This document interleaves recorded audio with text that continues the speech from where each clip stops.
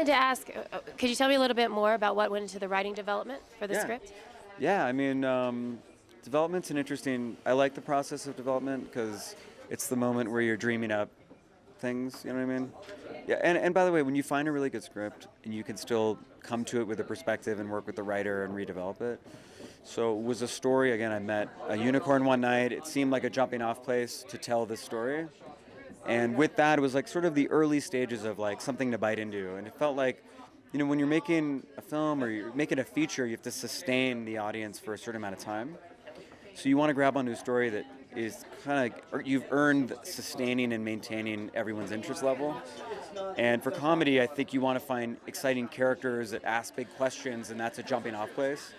So we started with a jumping off place of they're looking for their unicorn. It's one night, like the train leaves the station, they get this idea and they just go with it, and like it just gets crazier, like one beat at a time.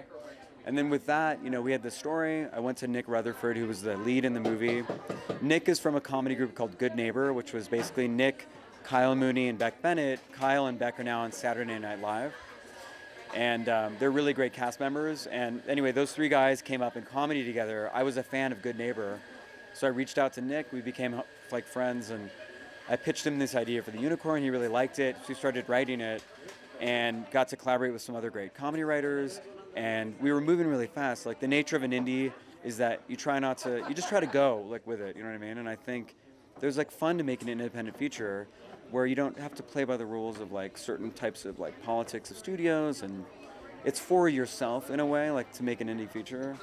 And I think you just try to like get excited, get passionate, and just run and go, and you try not to slow down. And that was the nature of this movie, was like we had this idea and we went for it. We said we're going to shoot at this time frame, and we worked towards making that happen. And that's the nature of the movie. It's like very spontaneous. It's really fun. Like the train leaves the station and they never stop. So anyway, there's an energy of making this movie that we carried through the production of the movie. And I hope that you feel when you see it, like the unicorn captures that kind of momentum, you know what I mean, of storytelling.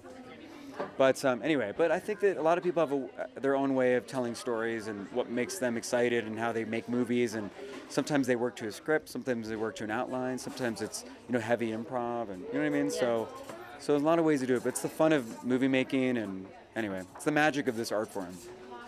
Were there any magical moments when you were picking out the music to go along with it? Yeah, I love my life was music before getting more into filmmaking, and I have a band called Rooney, and we would tour a lot, and I'd make a lot of records, and I find songwriting and filmmaking really similar because you're still telling stories.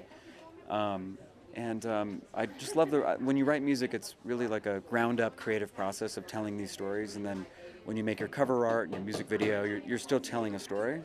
So it's like I find that so satisfying in filmmaking as well, carrying the ball through the whole process. But when I'm working on a film, I think about music ahead of time. So when I'm reading the script, I'm already thinking about, I start making a playlist of the music that I would like in the film, or the musical identity of the film and how we're telling the story. So I start with playlisting the movie ahead of time.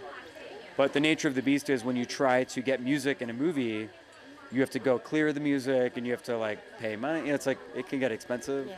So you have to be able to adapt to changing your musical ideas. And with the Unicorn, it has tons of music. I mean, there's a really good soundtrack coming out in March. So I'm excited for people to hear that. But there's great artists on it.